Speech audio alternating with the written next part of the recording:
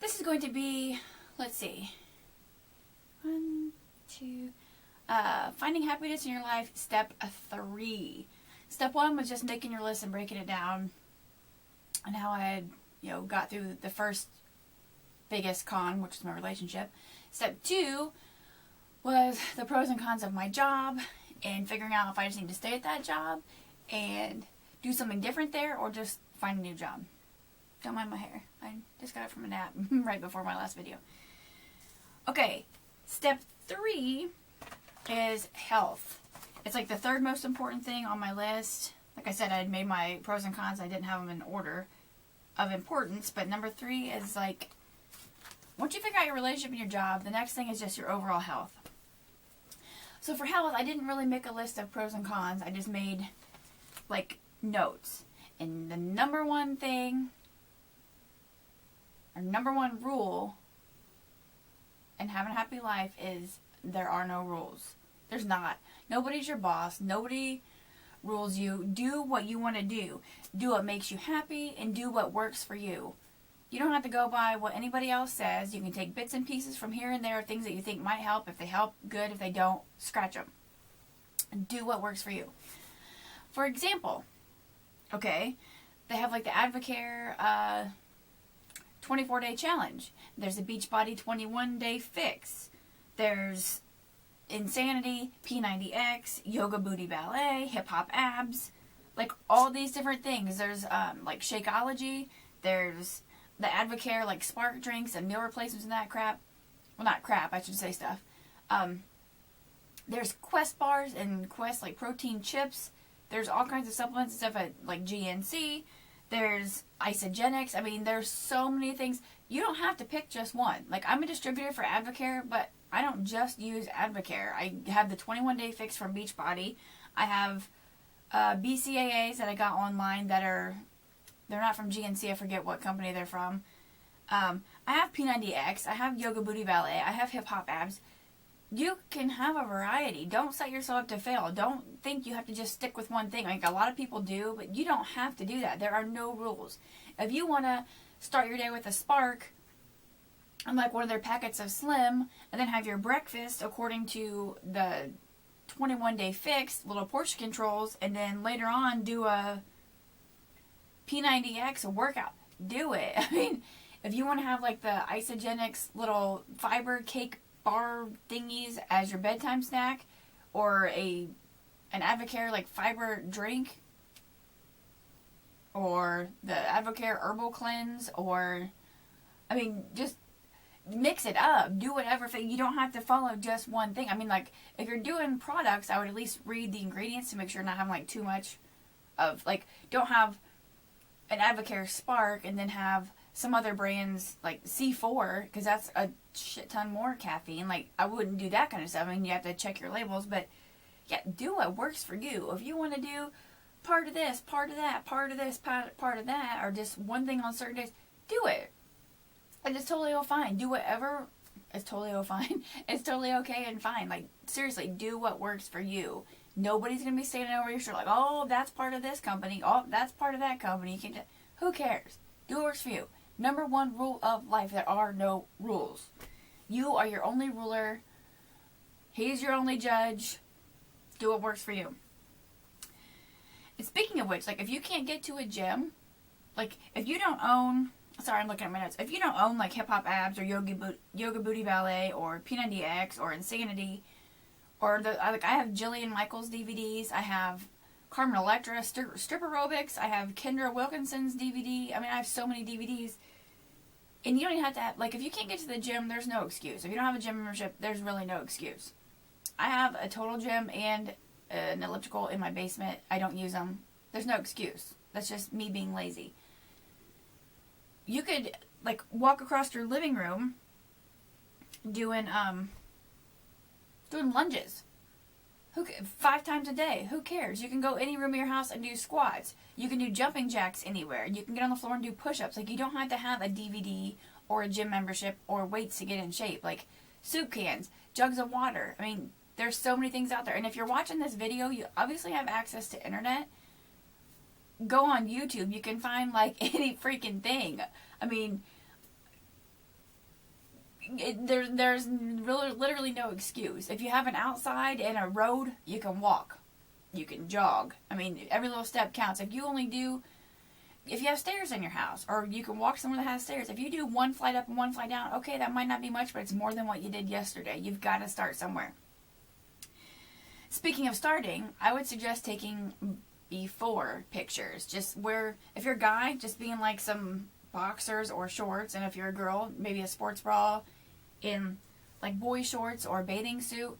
This is just as a starting point. Don't like make it your screensaver so you're constantly, every time you like seeing it constantly and making yourself like pissed or sick of what you've let yourself come to. Don't do it as that. Just have it somewhere as a reminder, like, oh, I really want that piece of chocolate cake, but I already had cookies today. Pull out that picture and be like, you know, how bad do I want it?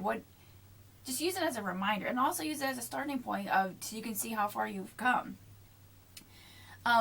A lot of people don't have full-length mirrors. I never even thought about that because I've always had them. But I remember being somewhere, and I think it was my dad. He saw himself in a side view in a full-length mirror. And he's like, you know, I'm almost sure it was my dad. And he never realized how big his belly was because he never sees his full self. Like, you have a picture of what you look like. Like, you take a shower, you get dressed. But unless you actually see it in front of you, like in a full-length mirror or in a picture, some people aren't aware of exactly, like, really how big they are. That might seem strange because people know what sizes they wear, but visualizing things, I mean, that makes it a reality.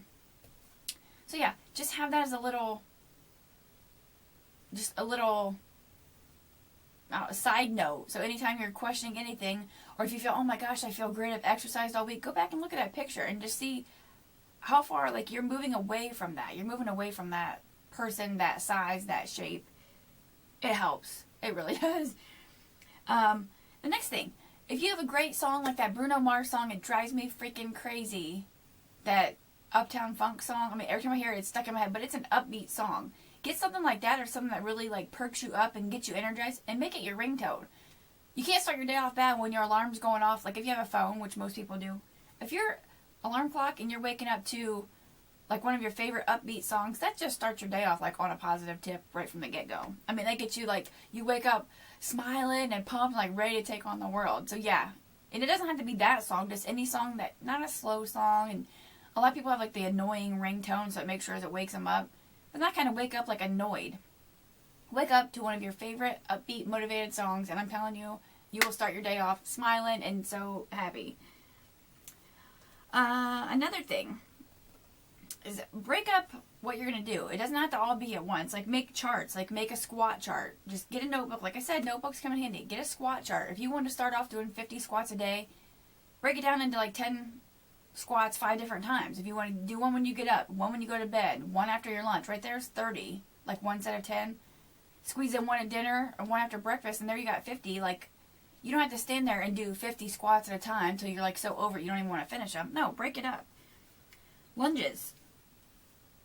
Calf raises. You can do calf raises while you're doing the dishes. You can do butt squeezes while you're doing the dishes, while you're cooking dinner. I mean, you can constantly be doing something, or just while you're standing there, like right now, just tighten your stomach muscles, you know, or just suck it in and tighten it and just hold it for as long as you can, then let go. Then do it again. You can literally work your muscles no matter what you are doing. There are really no excuses for any of us, for none of us. You can be laying in your bed and squeezing your muscles, or just flexing your leg out and then release it and then flexing it again. I mean, it can be that simple. No, that's not going to make you a bodybuilder in a week, but yeah, it is working your muscles. Oh yeah, with charts, like even drinking water. If you want to drink 8 8-ounce glasses, just make a little chart. Every time you drink 8 ounces, cross it off. When you reached your 8 8-ounce servings, either call it a day or keep drinking more. I mean, at least you met your minimum. Like, I'm not kidding. Get a notebook and just put everything in it. Go to a copy machine and make a bunch of copies. Punch holes in them, stick them in a binder, and then just tear them out or just leave them in there and flip to the next page. It's so easy. Another thing, because I'm going to be doing the 21-day fix, because I really need to learn portion control. Like, I sit down with a plate of spaghetti, and it is the whole plate. And that's just, like, 4 servings at one time. And then you're so full, you don't want to do anything, and next thing you know, you're going to bed. So you're just eating that big amount, going to bed. Yeah, that is not good for you. So I'm going to do the portion control thing. And with me, I've always said, I'm not going to cut out anything, everything in moderation. And like my dad and my stepdad have both told me, they don't buy snacks and treats and junk at the store because they know they'll eat it all. And they don't even want it. They're not even tempted to buy it at the store. But if they come over here and I have stuff, or if it's like a family get together, or like if my grandma buys it and takes it to my dad's house, like, they can't not eat it. They don't have that self-control, and I don't either. I have this stuff in my house, and if I'm having a bad day, I might just sit and eat 5 cookies instead of those serving of 2. I mean, so if you don't have any control over them, don't keep them in the house. Like, if you have a little one or kids, let them have their own little certain cupboard that's where their snacks are, and you just don't even go to that cupboard. You have healthy snacks in your little cupboard. It doesn't have to be a whole cupboard. It can be a Tupperware container that you keep in your bedroom, sealed under your bed. I mean, wherever. There's no excuse. Just keep something so if you want your snack, you could have a healthier version and it's always on hand and they can have whatever. Like, kids are go, go, go. They're burning stuff off anyway. Well, most kids. So I want to learn self-control so I can have this stuff and just be like, just a little bit ago, I wanted a snack. I'm going through my little bin. I'm like, there's chocolates. There's Dove peanut butter chocolates. There's the Reese sticks. I have candy bar. I have all this. And what did I choose? I just grabbed this little bag of gummy worms, and I've literally had, I think, 2 or 3. The Sour Bright thing. It's not healthier, but it could be worse. If you have, like, I want to get on, like, if I have, like, a sweet craving, reach for fruit.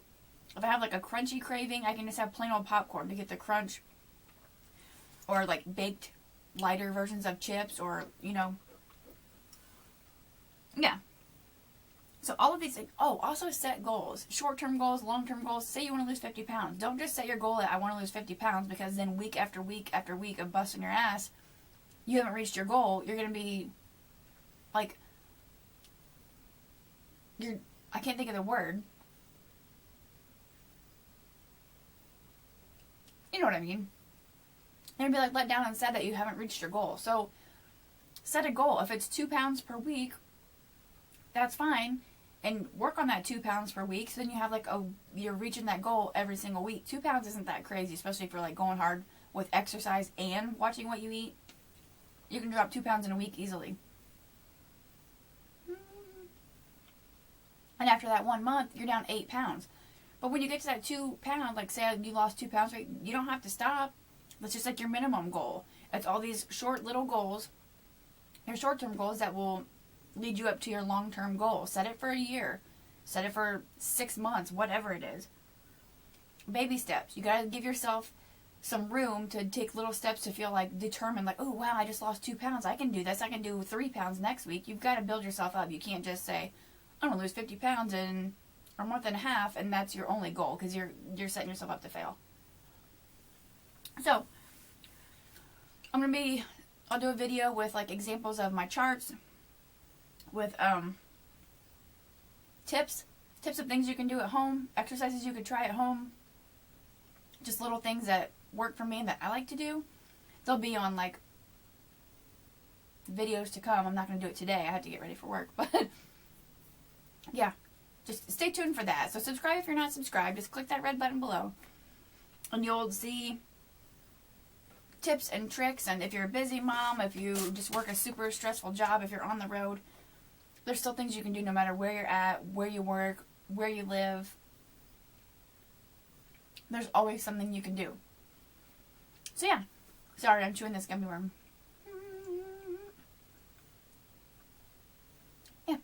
Give me a thumbs up if you found any of this information whatsoever helpful.